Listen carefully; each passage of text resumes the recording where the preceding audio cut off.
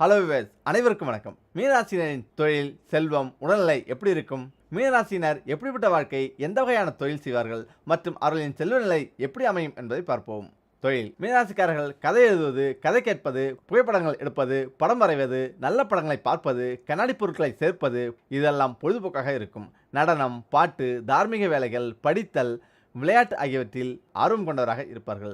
மீனராசிக்காரர்களுக்கு வேலை செய்வதில் ஆர்வம் இருக்காது. இவர்கள் ஆராய்ச்சியில் ஈடுபடுவது சிறந்தது. புதிய ஆடை வடிவமைப்பு, சங்கீதம் தொடர்பான பணிகளில் ஈடுபடலாம். இந்த ராசிக்காரர்கள் பணத்தை அவர்களாகவே சம்பாதிப்பார்கள். லாட்டரி, இடம் வாங்கி இருப்பதில் அதிக நஷ்டம் உண்டாகும். அப்படி இருந்தாலும் அவர்களின் வாழ்நாள் முழுவதும் பணம் குறையாது. பணம் தேவைப்பட்டால் உடனடியாக கிடைக்கும். பணம் இவர்களுக்கு சாதாரணமான ஒன்று. வெற்றியும் பல மடங்கு உண்டாகும். மீனராசிக்காரர்கள் வாங்கும் இடங்களில் அதிக கஷ்டங்கள் ஏற்பட வாய்ப்புண்டு. வியாபாரங்களில் ஏற்றத்தாழ்வு நிகழும். ராசிக்காரர்களின் தொழில் ஸ்தானம் அவர் பிறந்த தேதி, கிரகத்தை கொண்டு அமையும். இருந்தாலும் மீனராசிக்காரர்கள் கலை, சங்கீதம் முதலியவற்றில் உயர்ந்திருப்பர். அது மட்டுமில்லாமல் மொழி மற்றும் கற்பனை ரசனை உடையராகவும் இருப்பார்கள். இவர்கள் சங்கீதத்தில் கேள்வி கேட்பதில் வல்லவர். இவரின் ஆற்றலில் பலர் பங்கேற்க வந்தடைவார். மீனராசிக்காரர்கள் தனியார் கம்பெனிகளில் அழகுபடுத்துதலிலும் கப்பல் படை வீரராகவும் சிறந்து விளங்குவர். இவருடைய கடை முக்கியமான இடமாக கிழக்கு, மேற்கு இடங்களில் கடைகள் அமைய வேண்டும் மற்றும் 2, 4 மற்றும் 6 அறைகள் இருக்க வேண்டும். கடற்கரை ஓரம் மற்றும் நதிக்கரை ஓரமாக அமைந்திருக்க வேண்டும். பிறந்த இடத்திலிருந்து வெகு தொலைவு சென்று வாழ்வில் வெல்வார். மீனராசிக்காரர்களிடம் எவ்வளவு சொத்து இருந்தாலும் மன அமைதி இருக்காது. மீனராசிக்காரர்களுக்கு சிவப்பு, மஞ்சள் ராசியான நிறம். இவர்கள் இந்த நிறத்தில் ஆடைகள் அணிவதன் மூலம் அமைதி ஏற்படும். மஞ்சள் நிற ஆடை அணிந்தால் லாபம் உண்டாகும். அவர்களின் ஆடையில் இந்த நிறம் கட்டாயம் இருத்தல் வேண்டும். மீனராசியின் அதிபதி குரு பகவான் ஆவார். மீனராசியில் புரட்டாதி 4ஆம் பாதம், உத்திரட்டாதி, ரேவதி நட்சத்திரம் இந்த ராசியில் அடங்கும். மீனராசியில் பிறந்தவர்கள் கம்பீரமான தோற்றத்தை கொண்டவர்கள். இவர்கள் சிரித்த முகத்துடன் காட்சி தருவார்கள். இவர்கள் எப்பொழுதும் கனவு உலகில் சஞ்சரித்துக் கொண்டே இருப்பார்கள். மீனராசியில் பிறந்தவர்கள் சமயத்துக்கு ஏற்றார் போல் நடந்து கொள்வார்கள். மீனராசிக்காரர்கள் எந்த விஷயத்தையும் திட்டமிட்டு செய்வார்கள். யாராவது இவர்களை அவமானப்படுத்தினால் மறுபடி அவர்களை சீண்டவே மாட்டார்கள். இவர்கள் வாய் சாதுரியம் மிக்கவர்கள். எதையும் பேசி பேசியே சாய்த்துக் கொள்வார்கள். ஆனால் இவர்களால் ரகசியங்களை காக்க முடியாது. இவர்கள் பொறுமையானவர்களாகவும் அதே சமயம் திறமையானவர்களாகவும் இருப்பார்கள். இவர்களில் பெரும்பாலானோர் பயந்த சுபாவம் கொண்டவராக இருப்பார்கள். மீனராசிக்காரர்கள் தேவையில்லாமல் பேசி வம்பை விலக்கி வாங்கிக் கொள்வார்கள். பிறர் செய்கிற வேலைகளில் குற்றம் கண்டுபிடிப்பதில் வல்லவர்கள். இவர்கள் சுகபோகமாக வாழ வேண்டும் என்றே விரும்புவார்கள். தற்புகழ்ச்சி அதிகம் கொண்டவர்கள். இன்பத்தையும் துன்பத்தையும் சமமாக பாதிக்கும் மனம் கொண்டவர்கள். மீனராசிக்காரர்கள் தெய்வ பக்தி கொண்டவர்கள். பெரியவர்களுக்கு மரியாதை கொடுப்பவர்களாக இருப்பார்கள். இவர்களுக்கு ஆன்மீக மற்றும் தெய்வ காரியங்களில் அதிகமாக தங்களை ஈடுபடுத்திக் கொள்வார்கள். இந்த ராசியில் பிறந்த பலரும் சொந்தமாக தொழில் செய்து முன்னேற வேண்டும் என விரும்புவார்கள். இவர்கள் கடினமாக உழைத்தே செல்வத்தை சேர்ப்பார்கள். உங்கள் ராசிக்கு யமதர்மராஜா கூறியுள்ள மரண ரகசியங்கள் இதுதான். நாம் நிரந்தரமாக வாழப்போவது இல்லை என்பதையும், என்றாவது ஒரு நாள் மரணத்தை தழுவுவோம் என்பதையும் நாம் அனைவரும் அறிவோம். காலகடிகாரத்தில் மரணம் பணக்காரனாக இருந்தாலும் சரி, ஏழையாக இருந்தாலும் சரி, அனைவரும் சமமே. மரணம் பற்றிய பேச்சு வரும்போதெல்லாம் அதனை பற்றிய உரையாடலில் சுவாரஸ்யம் அதிகரிக்கும். அதற்கு காரணம் அனைவருக்கும் அதனை பற்றி தெரிந்து கொள்ள வேண்டும் என்ற ஆசையே. மரணத்தின் பின்னால் மறைந்திருக்கும் ஆழமான ரகசியங்களை பற்றி நாங்கள் கூறப்போகிறோம். இதனை உயர்த்தி காட்டியது வேறு யாருமல்ல, மரணத்தின் கடவுளான யமதர்மராஜனே. பழங்கால சமயத்திரு நூல்களின்படி மரணம் மற்றும் ஆத்மா பற்றிய ரகசியங்களை நாச்சிகேட்டா என்ற குழந்தையும் யமதர்மராஜனும் கலந்துரை ஆடினார்கள். நாச்சிகேட்டாவிடம் யமதர்மராஜா கூறிய மரணத்தை பற்றிய சில ரகசியங்களை பற்றி தெரிந்து கொள்ளலாம். நாச்சிகேட்டாவின் 3 வரங்கள். யமதர்மராஜனை சந்திக்க நாச்சிகேட்டா சென்றபோது அவரிடம் 3 வரங்களை அவன் கேட்டான். அவன் கேட்ட முதல் வரம் தன் தந்தையின் அன்பை பெறுவது, 2வது வரம் அக்னி வித்யா பற்றி தெரிந்து கொள்வது, 3வது வரம் மரணம் மற்றும் ஆத்மாவின் அறிவு பற்றி தெரிந்து கொள்வது. அவனுடைய கடைசி வரத்தை நிறைவேற்ற யமதர்மராஜன் விரும்பவில்லை. ஆனால் அந்த குழந்தையோ பிடிவாதமாக இருந்தது. அதனால் மரணத்தை பற்றிய ரகசியங்களையும் மரணத்திற்கு பிறகு என்ன நடக்கும் என்பதையும் அவனிடம் தெரிவிக்க யமதர்மராஜன் சம்மதித்தார். சரி, யமதர்மராஜா கூறியுள்ள மரண ரகசியங்கள் என்ன? சமயத்திரு நூல்படி ஓங்கார் என்பது பரமாத்மாவின் விஸ்வரூபம் என்பதை யமதர்மராஜன் வெளிப்படுத்தினார். மனிதனின் இதயத்தில்தான் பிரம்மா குடிக்கொண்டுள்ளார் என்பதையும் அவர் கூறினார். மரணத்துக்கு பிறகு ஒரு மனிதனுடைய ஆன்மாவிற்கு அழிவில்லை என்பதனை யமதர்மராஜன் கூறினார். சுருக்கமாக சொல்ல வேண்டுமென்றால், ஆன்மாவின் அழிவிற்கும் உடலுக்கும் எந்த ஒரு சம்பந்தமும் கிடையாது. ஆன்மாவிற்கு பிறப்போ இறப்போ கிடையாது. பிரம்மரூபம். மரணத்துக்கு பிறகு ஒரு மனிதன் ஜனமரண சுழற்சியை முடிக்கிறான். அப்படியானால் பிரம்மரூபம் என அறியப்படும் ஜனமரண சுழற்சியில் இருந்து அவன் விடுபடுகிறான். கடவுள் மீது நம்பிக்கையில்லாதவர்களும் நாத்திகவாதிகளும் மரணத்துக்கு பிறகு அமைதியை தேடி அலைவார்கள் எனவும் யமதர்மராஜன் கூறியுள்ளார். வெளிப்படையாக கூற வேண்டுமானால் அவர்களின் ஆன்மா அமைதியை தேடி அலையும். நாச்சிகேட்டாவிடம் யமதர்மராஜன் கூறிய மரணத்தை பற்றிய மேலும் சில ரகசியங்கள் இதுதான். சிவபுராணத்தின்படி ஒருவன் இறக்கப் போகிறான் என்பதை வெளிப்படுத்தும் அறிகுறிகள். இவ்வுலகில் பிறப்பு என்ற ஒன்று இருந்தால் இறப்பு என்ற ஒன்று நிச்சயம் இருக்கும். பிறப்பை கண்டு மகிழும் நாம் இறப்பை கண்டு அச்சமடைவோம். சாதிக்கும் யாருக்கும் இறக்க வேண்டும் என்ற எண்ணம் இருக்காது. இருப்பினும் நிச்சயம் ஒரு கட்டத்தில் அனைவரும் இறக்க நேரிடும். அதை யாராலும் தடுக்க முடியாது. சரி, அறிகுறி என்னதான்? அறிகுறி 1.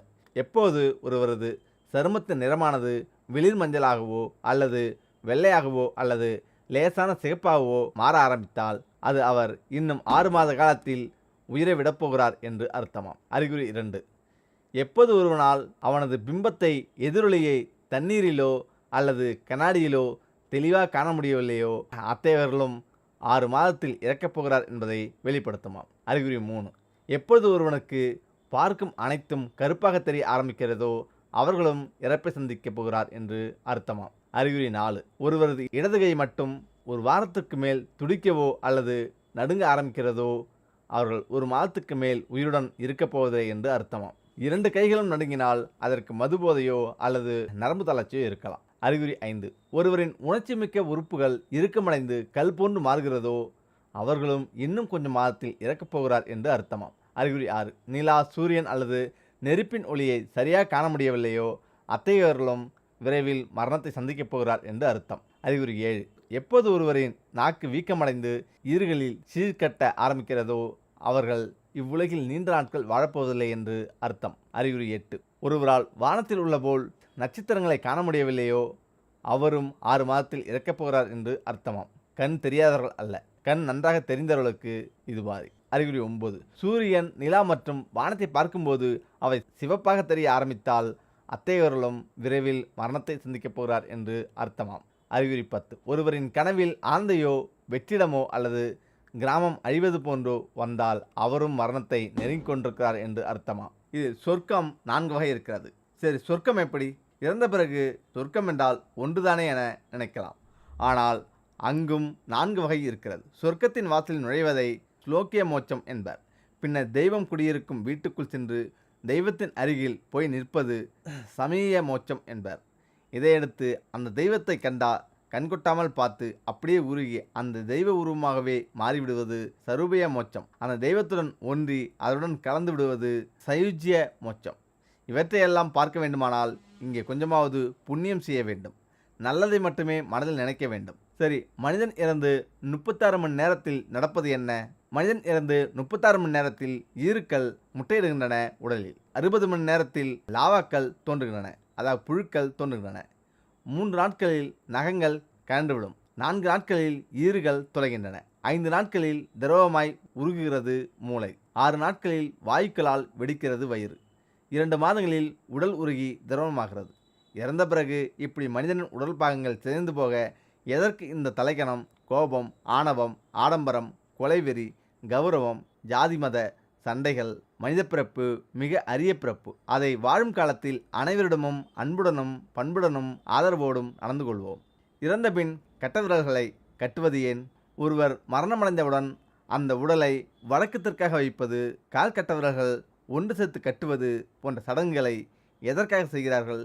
இறப்பு நேர்கிற நொடியில் இருந்து அல்லது இறப்பு நேர்வதற்கு முன்பிருந்தே ஒரு மனிதன் பயனுள்ள வகையில் இறந்து போவதற்கு என்னென்ன செய்யலாம் என்று இந்த கலாச்சாரத்தில் பல வழிகள் சொல்லப்பட்டிருக்கின்றன. ஒருவருக்கு மரணம் நெருங்குகிற வினாடியில் அது குறித்து தெரிந்தவர்கள் ஒருவித சுலபத்துடன் மரணம் நிகழ வேண்டும் என்பதற்காக அந்த மனிதரை வீட்டுக்கு வெளியே கொண்டு போய் வடக்கு தெற்காக உடலை கிடத்துவார்கள்.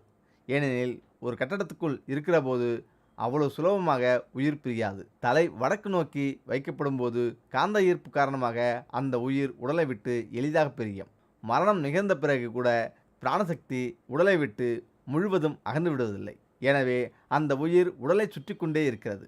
ஆனால் உடல் வடக்கு தெற்காக வைக்கப்பட்டு உயிர் பிரியும் போது அந்த உடலில் சில மாற்றங்கள் நிகழ்கின்றன. எனவே அந்த உடலை சுற்றி கொண்டு இருப்பது பயன்தராது என்று அந்த உயிருக்கு தெரிந்து விடுகிறது. மற்ற சூழ்நிலைகளில் உயிரானது தொடர்ந்து உடலுக்குள் நுழைய முயற்சிக்கும். இந்த போராட்டம் அந்த இடத்தில் ஒரு விதமான சக்தியை ஏற்படுத்தும். இது இறந்து போன மனிதருக்கும் நல்லதல்ல, வாழ்கின்றவர்களுக்கும் நல்லதல்ல. இன்னொரு முக்கிய சடங்கு இறந்த மனிதரின் 2 கால் கட்டவிரல்களும் ஒன்றாக கட்டப்படுவது. பொதுவாகவே மரணம் நிகழ்கிற போது கால்கள் அகலமாக திறந்து கொள்கிறது. அந்த நிலையில் பின்புற துவாரம் திறந்திருக்கும். எனவே பிரிந்து போன உயிர் அந்த மூலாதாரம் வழியே உள்ளே நுழைய முயலும். அது அந்த உயிருக்கும் அந்த சூழலுக்கும் நல்லதல்ல. எனவே கால் கட்டவிரல்களை கட்டுவதன் மூலம் மூலாதாரம் மூடப்படுகிறது. யோகக்கிரிகள் செய்வதற்காக நீங்கள் கால்கட்டை விரல்களை ஒன்று சேர்க்கும்போது பின்புற துவாரம் இயல்பாகவே மூடிக்கொள்ளும். இதே தான் இறந்தவர்களுக்கும் செய்கிறார்கள். எனவே உடலை கைக்கொள்ளலாம் என்கிற அந்த உயிரின் முயற்சி இப்போது பலிக்காது. மூலாதாரம் திறந்திருக்கும் போது அந்த உடலின் உள்ளே நுழைய வேறு சில ஆவிகளும் முயலக்கூடும். மந்திரிக பயிற்சி மேற்கொள்பவர்களும் அந்த உடலை பயன்படுத்தக்கூடும். அப்படி அந்த உடல் வேறு விதத்தில் பயன்படுத்தப்பட்டால் அது பிரிந்து சென்ற ஆன்மாவை பல விதங்களில் துன்புறுத்துவதாக இருக்கும். அதனால்தான் ஒரு மனிதர் இறந்துவிட்டார் என்று தெரிந்ததும் அவரின் கால் கட்டவர்கள் ஒன்று சேர்த்து கட்டப்படுகின்றன.